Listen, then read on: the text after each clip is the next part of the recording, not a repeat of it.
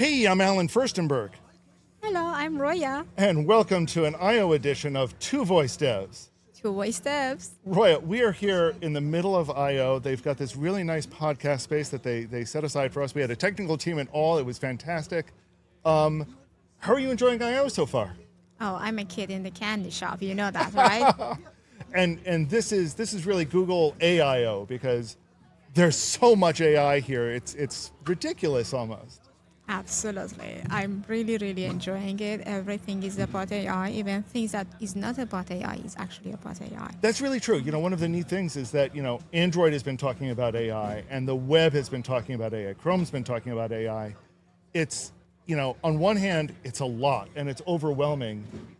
Sometimes maybe it's a little bit unnecessary, but at other times it's great to see how some of this is being applied. And we got some great examples of this yesterday at the keynote. I agree. I 100% agree that we don't need AI everywhere, but I cannot be happy about that. I'm an AI scientist. So. Well, sure, but, so what are some of the things from the keynote that really have been, that grabbed you or that you've been seeing as you've been walking around here?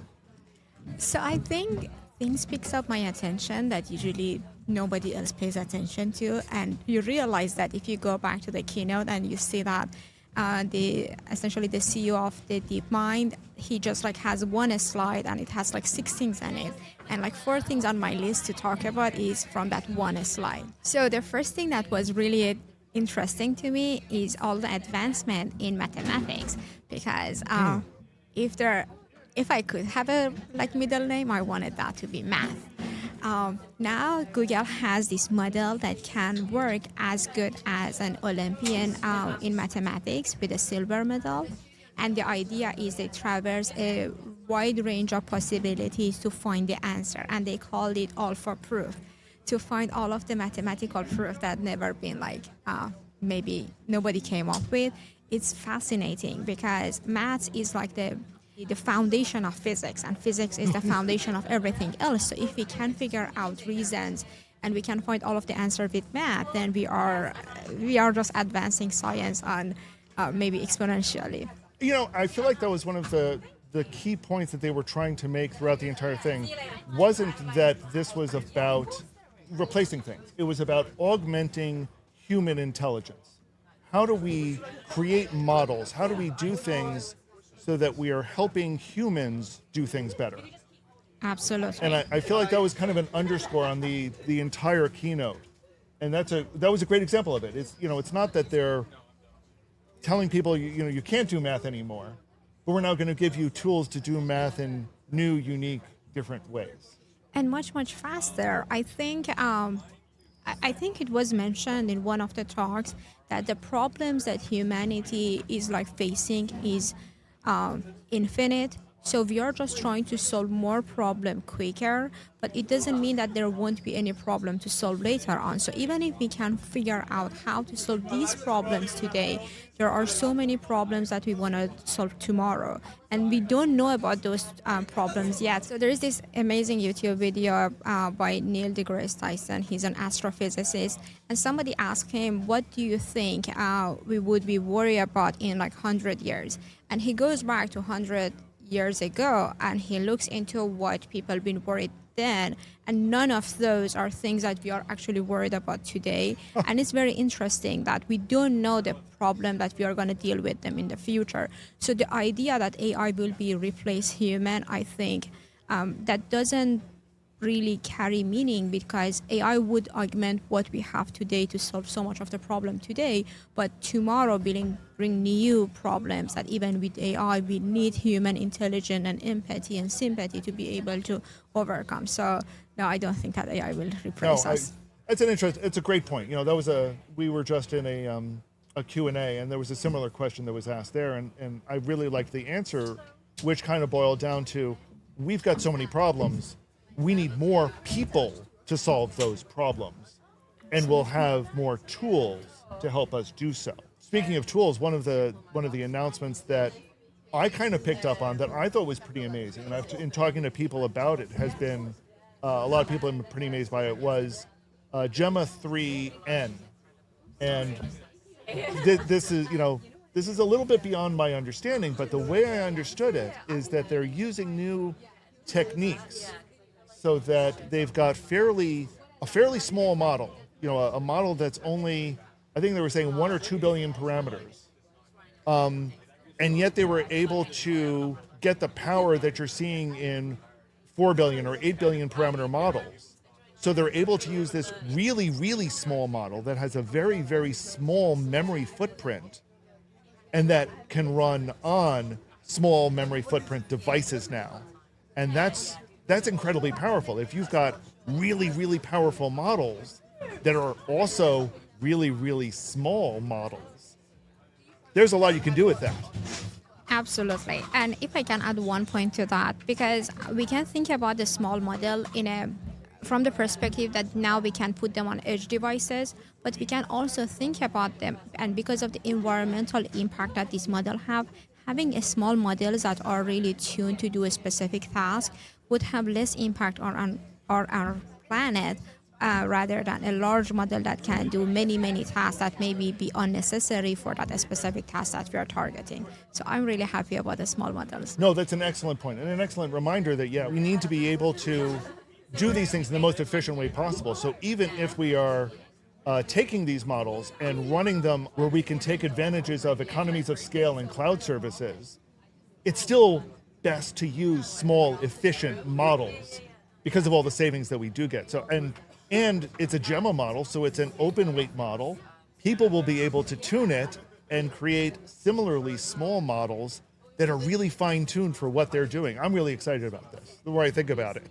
Absolutely.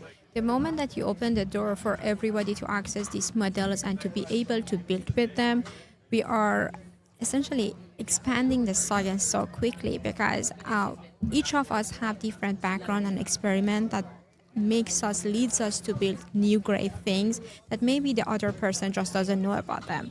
And just making these models smaller expand the capability for people to do more. So what are some of the other models that excited you? Oh yeah, about that. So I graduated from my PhD a few years ago, but now Google has come up with this new model called CoScientists that can be your companion when you are doing a research. So if you are a PhD student, or if you are doing any research, or you're a postdoc and you're banging your head against the wall and you're like, oh my God, I don't know where to start. I cannot figure out everything. I have a zillion paper to read and to figure out the literature review and to find all of the notes. And oh my God, the maths, it's so heavy for me to understand, or I have to read all of this other paper to realize the math that was used in this one paper, which is really, really true experiment about what I went through. Now you have this model that can be your companion. It can help you, it can read with you, it can figure out things that it's harder for you to read, or you just need that one piece of information from that paper that was published like 60 years ago, and you don't want to go like dig that deep. So all of that is on your fingertips. I wanted to add one more thing here, because there is one aspect that you want to do research, but there is also Notebook LM that yesterday was released, and it is right now the second best productivity app. And I'm definitely agreeing with that. This is the best thing that I ever had. You can give it your papers, and you can give it a bunch of papers and ask it just like to make sense of it. And the best part, you can make a podcast. So if you're driving long hours and you have a longer commute, it's not just anymore limited to listening to that podcast. You actually can build your own podcast that you are interested in and use those time that might be wasted to listen to something very interesting to you. I feel like I saw at least 2 other product announcements from Google that weren't Notebook LM, but had this podcast feature to it, so that you could give it, I think, why do I feel like it was one of the deep research products, and I'm not positive about that, where you would, give it some information and it would go and create podcast summarizing it so that you can listen to it for 15, 20 minutes, half an hour. One of the things I did note, that a recent announcement on Notebook LM was that the Notebook LM mobile fully launched, so that what you can do is have it generated on your mobile device and then do that podcast playback from your mobile device right from Notebook LM. So it just streamlines it and makes it so much easier at that point. And it's really easier to work with your cell phone like in your hand rather than like working with your desktop. Yes. So I'm a huge fan. I'm already sold on it. So speaking of that conversational voice and Notebook LM and that output, one of the things that kind of excited me is that they announced that more and more support for audio output models is coming with Gemini and is in Gemini, and is in some other models that we'll be talking about in a different show. I thought that was kind of interesting that they're recognizing the fact that these notions that we want to have AI assistants that use human voices, that react in human ways, and this is to voice devs, we're going to be getting more and more support for that. So we'll be able to say things like, respond in a whisper, respond excitedly, and the models will be able to handle that kind of response. And that'll be part of Gemini's audio system. That's pretty exciting to me. On top of that, something that is very interesting to me is that this model would be able to translate in different languages. So they are generating native outputs in the language of your choice, and those tokens would be actually generating in the output of your choice in the language that you are deciding. It's significant because maybe 2 years ago we had issues with model going from one language to the other, Yes. but now they can quickly switch between these languages because these tokens are natively in that language, and that's just simply fascinating. On top of the way that right now they are working, they can help us to preserve languages that we do not have simply enough notes. Speakers for it, yeah. Enough of native speaker to like just hold to them. So those languages can infer information from other languages, and we will be able to synthesize more information in those languages just to be able to keep them for eternity. So what other models what caught your eye? Something else that might be really missed into all of the hype was a model called AlphaEvolve. And there is a technical paper published on it a few days ago. And the idea behind it is to essentially build this feedback loop to the model to be able to make them better by creating data, some sort of reinforcement learning data, to be able to fine-tune the model and make this model better in what they are doing. But to make it very easier to understand, the idea is you are making a feedback loop on how to make these models smarter. So if this feedback loop works and you just keep it working, you have an explosion of intelligence. You can make them as smart as your resources allow it. And it can be significant because if you are introducing any problem to it, it can just like verify a variety of different approaches and figure out which one is the best approach and just like keep building on it. Many years ago, there was this idea on what is the best architecture of deep learning, and Google came up with this approach on trying different deep learning architecture and figure out which one is a good one and then build on top of that. So some sort of like traversing all of the possibility. And I'm thinking with this AlphaEvolve, we are going toward the same path. So we are trying to find all of the solution and build on top of the solution that we think are better than the other ones. I'm really amazed and waiting to see what we can achieve if the intelligence would just like, if we have the explosion of intelligence, if we can understand everything, if we can understand things that we don't know today. That's just amazing. That's always the tricky part, is understanding what we don't even know that we don't know. The thing that's just beyond the horizon there. So one of the things they announced, and maybe you can explain this a little bit better to me because I can't wrap my head around it yet, was a new model they have called Gemini Diffusion. And I kind of understand stable diffusion when it comes to image generation, kind of. It still seems a little bit magical to me. And it sounds like they're applying the same sorts of techniques to text creation. What?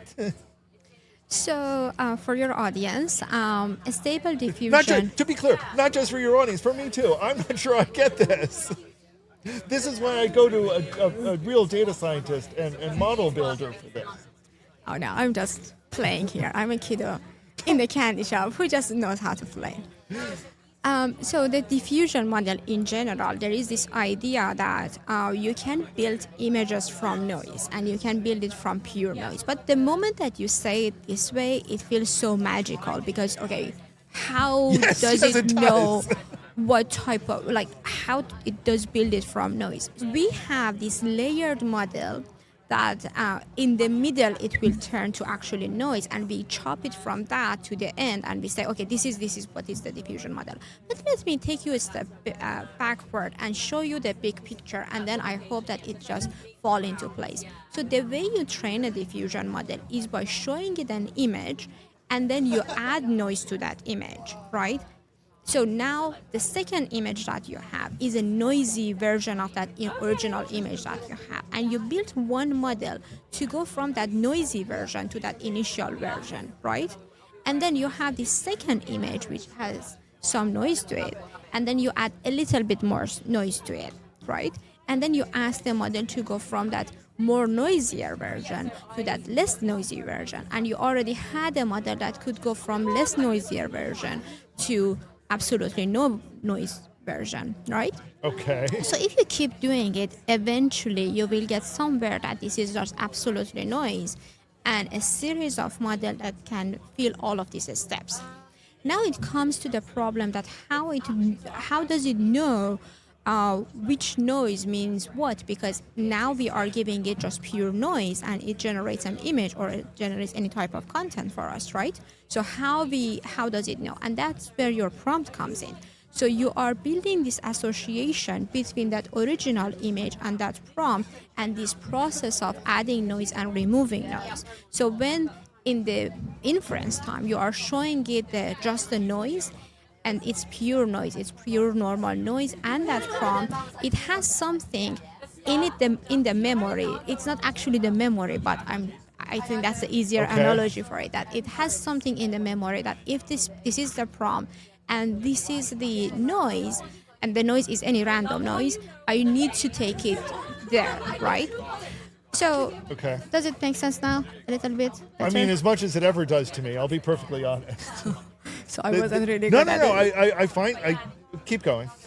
So it was originally built for images because it makes sense to do it on images. I was able to very clearly explain it with images. You can kind of, pardoning the pun, you can picture it with images. You can see what's going on. You can see from the noise. You do start seeing a pattern evolve when you're working with a stable diffusion model.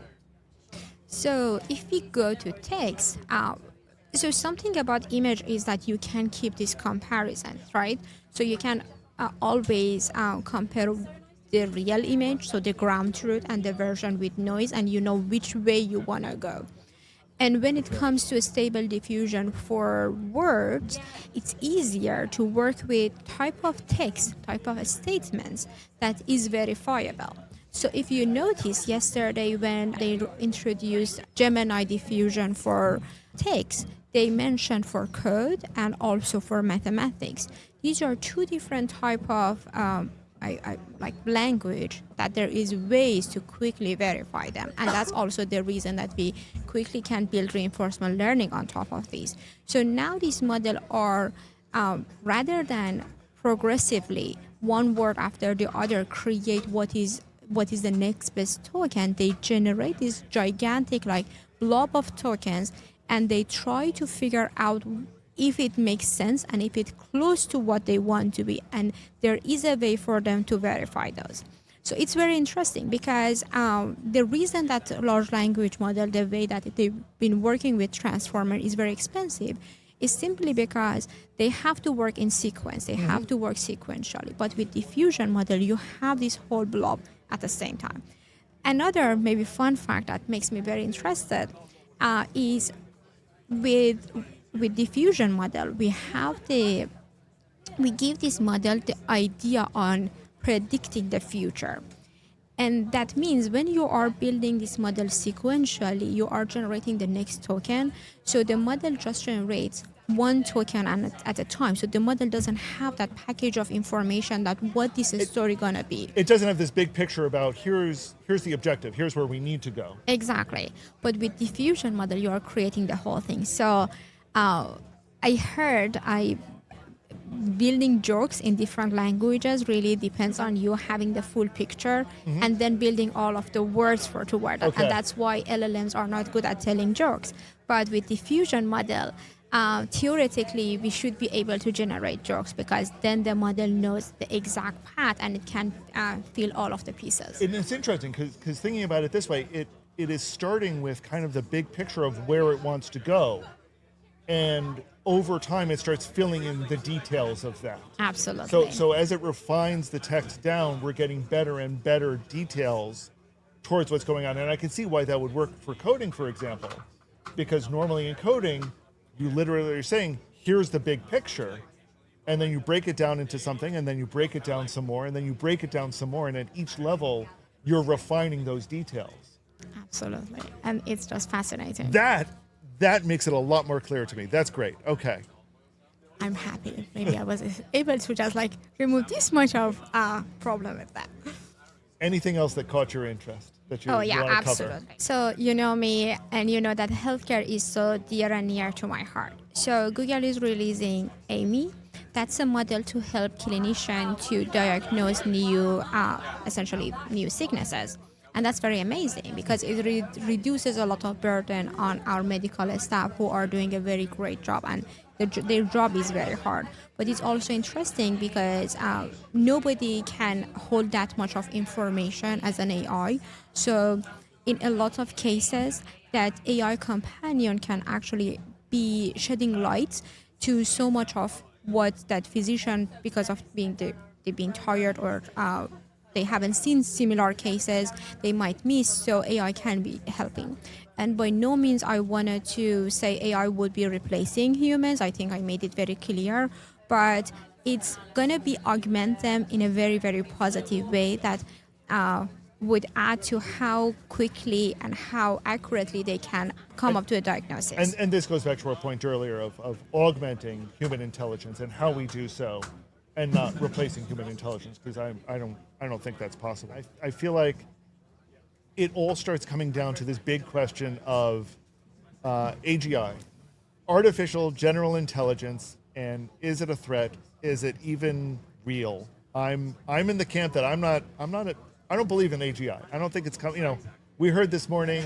We heard that Demis and Sergey had a discussion about how quickly it was coming. I don't think it's coming at all. I don't think we're going to get there ever. I think it really depends on how you are defining AGI.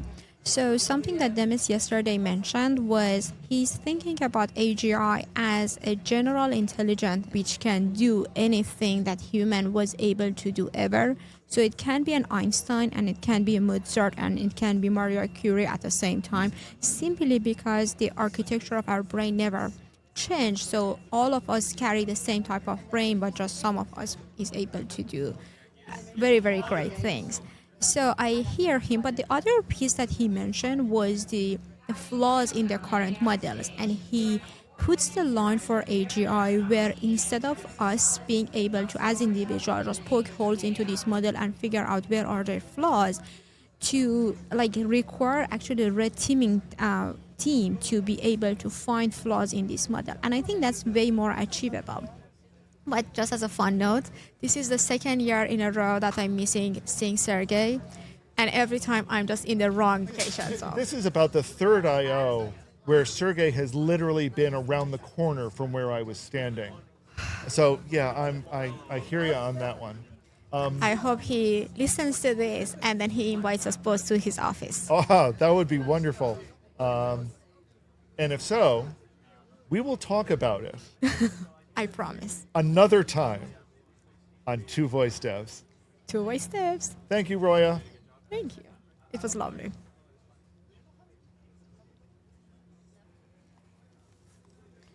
You are the best. I really, really enjoy having these conversations with you.